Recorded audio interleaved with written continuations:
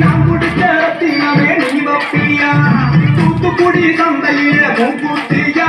அமுத்தாட வாங்கி வந்தேன் நீ வப்பியா ஆல மல்ல மேல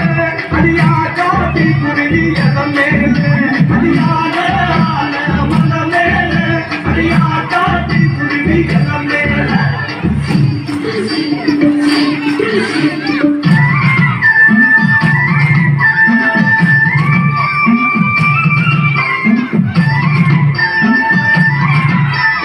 அஞ்சு